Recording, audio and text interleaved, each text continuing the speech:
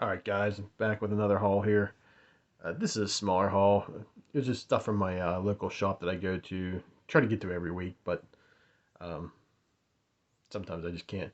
Then I stopped at Half Price Books. I was looking for, I usually do a swing by at least every other week or so, just for CDs and stuff that I'm looking for. Which reminds me, I should have, if something comes in this week, I should have a CD vinyl haul coming up next Friday, if everything goes according to plan. But before we show you the haul, you know what we do here. We do our two from the tomb. And this week I was looking through a box. So my independent stuff, the indies. So I was looking, I was like, oh, let me find two books that are pretty much complete opposites. And the one was the first one we're gonna look at is was inspired by Riggs's Charlton uh, comic book haul. He was showing some books that a sub sent him, and it got me thinking. As I was flipping through, I was like, "Oh yeah, I think I only own like two or three of those books, and this is one of them." It's the Doomsday +1. Originally, I just bought it for the cover. This is issue 7 also, but I just bought it for the cover. I might go back and collect it because I enjoyed this story. I thought it was a pretty decent premise. Uh, you can see.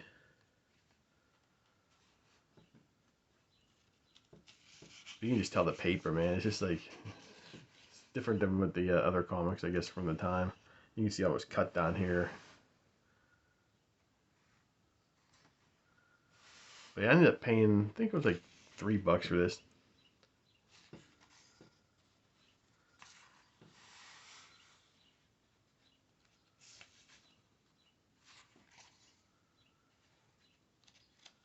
But yeah, but these folks returning from space, coming back, finding out the normal story, but and they end up finding some frozen where they land, some prehistoric, I guess, life there, and they end up finding this dude. He's like a total barbarian. They said he's from Germanic, yeah, the Germanic tribe. I thought the part I thought was pretty damn funny. The funny thing is, I forgot to change it. But yeah, he likes the ladies, and he's first he's gonna kick the dude's ass, and then he's like Mr. Smoothface there, like I don't know. He's got the big beard going, like 8 feet tall. Pats him like he's like his son. He's sonning him right there, man. Like a proud papa. But yeah, I got a real kick out of this story. So, uh, Doomsday +1 got the give me the Planet of the Apes vibe. With the whole Statue of Liberty thing, submerged instead of in sand, it's underwater. But yeah, if you ever read this title, let me know what you think. Is it worth picking up? It's from 1978, I think it was. Yeah, 1978.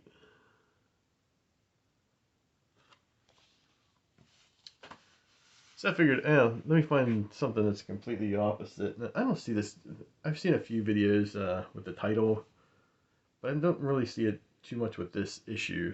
And it was a free comic book day one. It's a pretty thick book, like but it's a Hip Hop Family Tree, 3-in-1. And I just like this because this cover here. I ended up buying it for $1 because I didn't get it when it first came out, and it was just in some random bin. But I figured I'd just buy it. But yeah, I just got all the wrappers on there. Not necessarily the hugest rap fan out there. I mean, I liked it back in the early '90s, late '80s. But I was never what you would call a fan or anything like that. But I did like a few, Plus, there's that Rick Rubin down there with the Misfit shirt on. There's a few artists that I actually do own albums. I do own a Snoop Dogg album, Beastie Boys, of course, Bushwick Bill, the Ghetto Boys. I own I think it's their first CD. Other than that, I don't. I think I own one, maybe two Public Enemy ones. The one I do own, yeah, I do own two of them, but they're in rough shape, so I end up buying them for $1. But like I said, not the hugest rap fan, but I am an Ed Piscor fan. So if you guys take a look at his art here, but I thought the in the middle section there was an art gallery, so I wanted to show that off. That's what I originally pulled this book out to decide for this week's two from the tomb. Yeah, you got Scotty Young doing the Humpty Humpty Hump, R. Crumb. There's was that the Wu-Tang Clan? Yeah. But for you kayfabers out there, Jim Rugg doing a Jay-Z portrait. This is definitely all ballpoint pen on paper, man. That's just so awesome looking. And there's the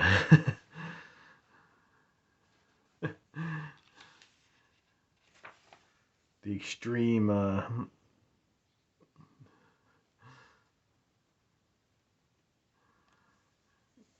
button your fly, if you remember those jeans from back in the day. But yeah, it's for the cover alone, man. I'd like to get that. That'd be a nice poster. I wonder next time if there's another signing or something around here, I'll see if there is I'll ask Ed if there is a actual poster for that or something like that, because I think that'd be awesome, man.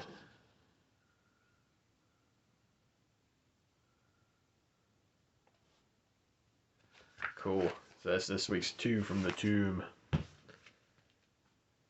Like I said, I went to my local shop. I didn't get too many new issues this week in my pull list, but I just dug through the back issue bins and ended up picking up a couple things.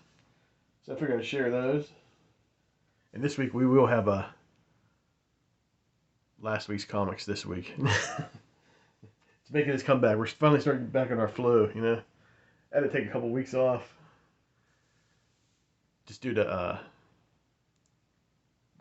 all kind of stuff going on with everybody in the house being sick and stuff like that. So, but now we're getting back in the flow. So let's get through our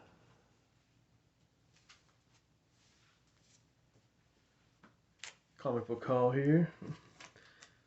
So as many of you've been watching the channel for a while, you know that I am trying to put together the Max run, and I'm just slowly but surely. I don't want to just go out and buy everything and overspend. So I bought three more issues here.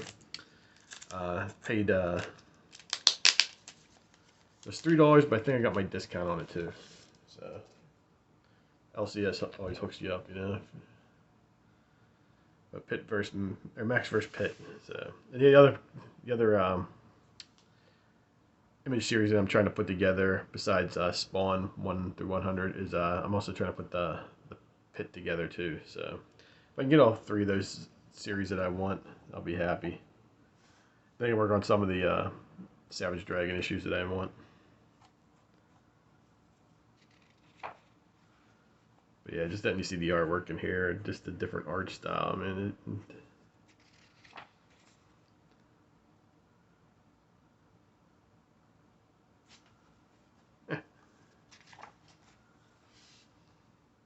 Yeah, Sam Keith, man,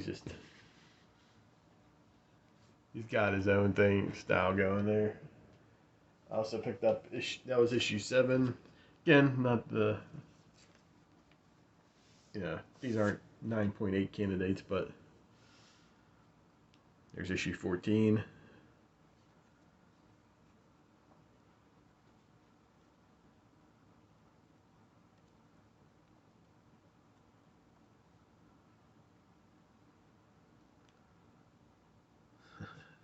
That's awesome. I'll put that there. Then I also got issue number 18. Slowly but surely putting this run together, and I haven't spent over $3 on any of these books, so I'll take it. I'll take a quick look for that. Issue 18.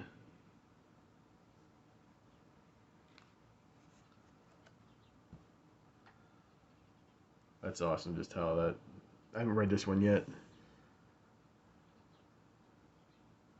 I like the layouts. That's pretty cool. This looks like it's gonna be interesting.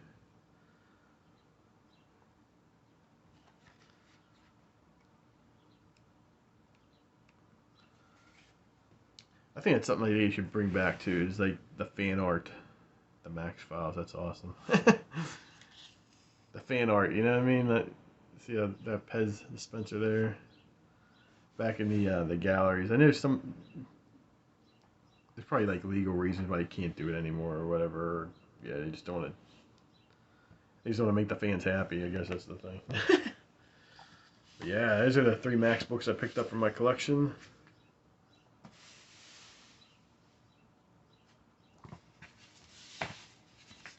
I forget. There's like I believe there's 35 issues. So I'm pretty close to around the 13, 14 issues range. So it's just something I put. I had the first issue for like ever. Then I decided to just keep going because I read the first issue, and a couple people around on videos and stuff were talking about it. So I was like, you know what, I'm just gonna put it together myself. At first, I was thinking about doing collecting the whole Max series and just making one of those binded books as an experiment because I see on YouTube a lot, people just making binded books of all the whole collection. So I thought that would be awesome, but I doubt I'm going to do that because it's taking me so long to collect it. But I might find like a cheaper series or something like that and attempt to do it, but who knows. Last thing I got from the local shop, I was actually walking out the door and I saw this out of the corner of my eye. I was like, oh man. You can tell it's just Eric Larson's art automatically, but this is Silver Streak Comics issue number 24. I guess it's from the Golden Age era, of course. I think this Silver Streak Comics ended at issue 23, and this is just like the continuation of it with the modern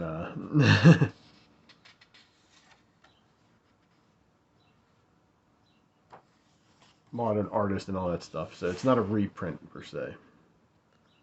At first, I thought it was the continuation of like 1962, or was it 63? Whatever that one that series that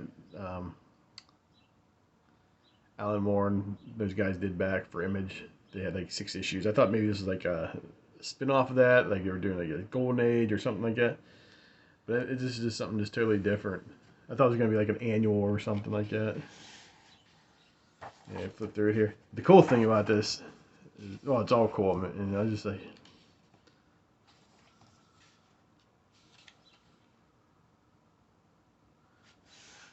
I don't know if it's showing up on camera, but you can see like the faded,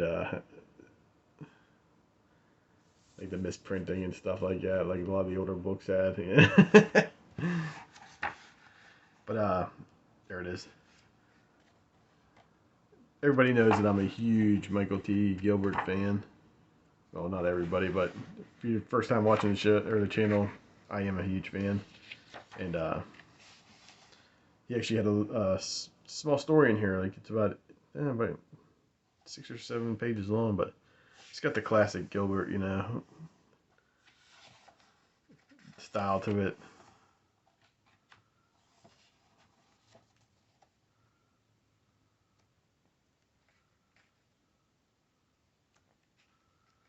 But yeah, the shop gave it to me for cover price too, plus 15% off. So, what's my job? Weekly.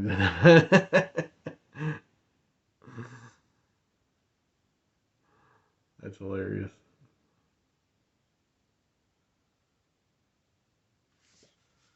But yeah, this is I thought that was pretty decent for the price for $3. Yeah, I think this might. Yeah, it's a one shot. I think so. I don't think there didn't say it. It's probably right here in the front cover. Yeah, one shot. That's not a real sticker, so that's the price. All right. Next, I stopped at Half Price Books. I stopped in there for looking for, which is pretty hard now, but I think because CDs are starting to make a comeback with along with the vinyl. Like a lot of people just can't afford like certain vinyl now, so I see a lot more people in the CD aisles now.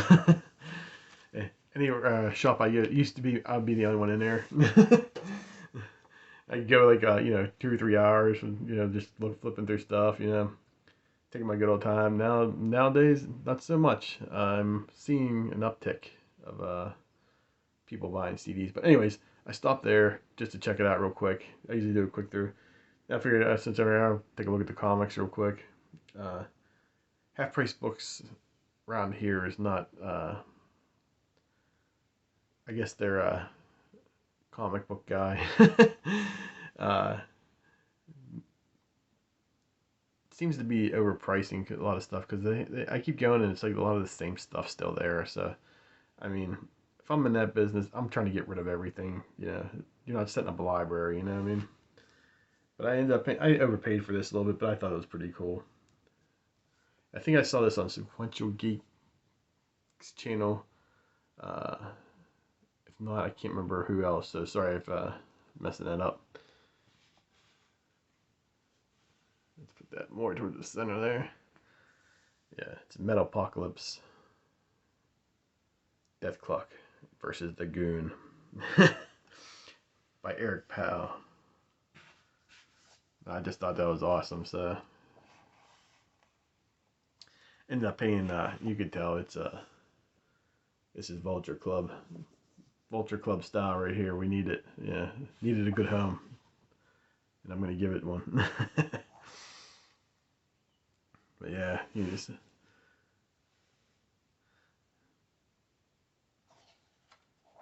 I always feel like Eric Powell is like one of those guys that just always gets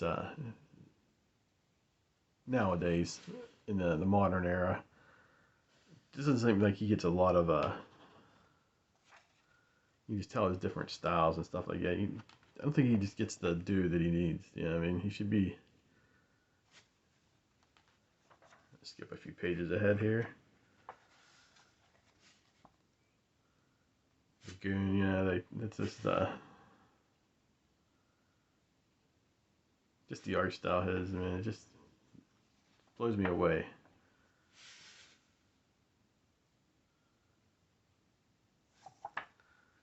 Let's see if there's anything I can show you at the end here without ruining it. There you go.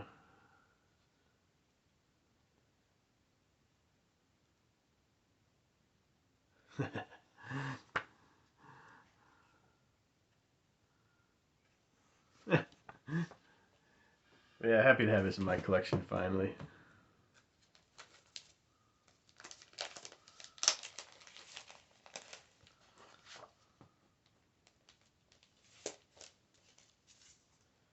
Alright, that was it for the haul this week. Now I just got my last week's books this week, and there's only 2, so it'll be easy to get through these, but let's see what I want to talk about first here. Let's just go with Gunslinger first.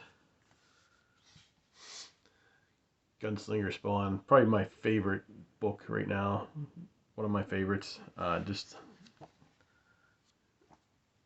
Todd McFarlane's doing a really decent job on this. My opinion for Gunslinger. Yeah.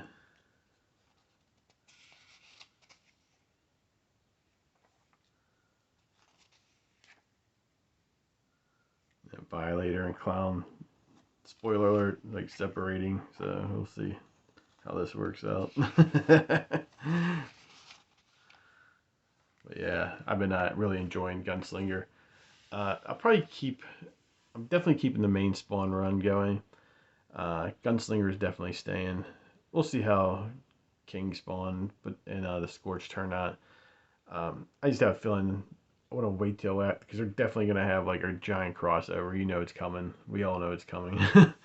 I'll be surprised if it doesn't happen. So, but we'll see how they turn out. But for $2.99, you're almost you know, I mean, there it is. You're almost obligated to buy it because you want it to succeed. Because maybe these other companies will realize, yeah, you might sell more books if you lower the price a little bit. You know, $3 is a lot easier than $5.99, $4.99 to take a chance on. So, and I mean, if he can do it like this, you know, nice cover, you know, decent paper. I mean, come on.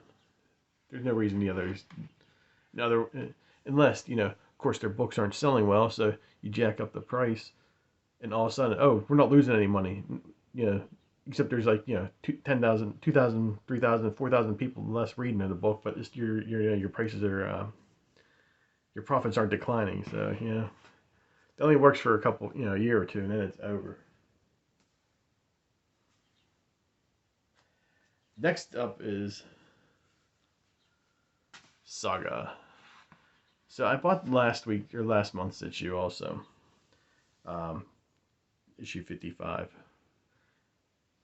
I'm holding off on reading it because I want to reread the compendium because I really enjoyed the story the first time. So I want to. My plan is to reread it, then I'll read these next two issues. So I don't really have a whole lot to say about it right this second. I'm not gonna show too much of it. I figured to show a little bit of Fiona Staples' art though.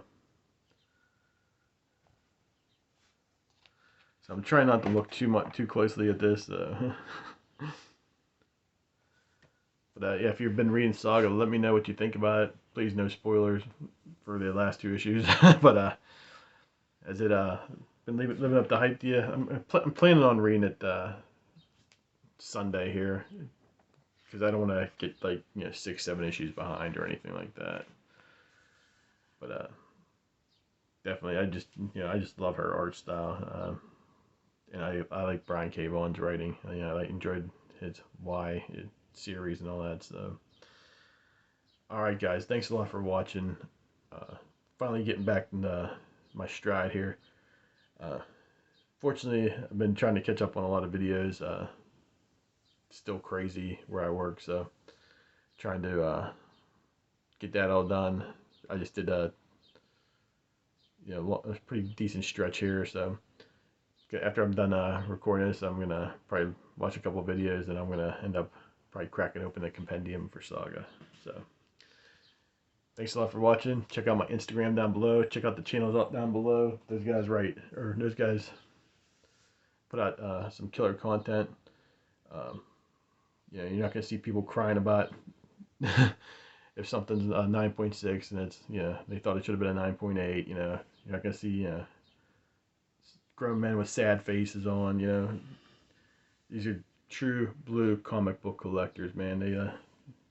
They collect what they like and they like what they collect. Yeah. All right, guys. Thanks for watching.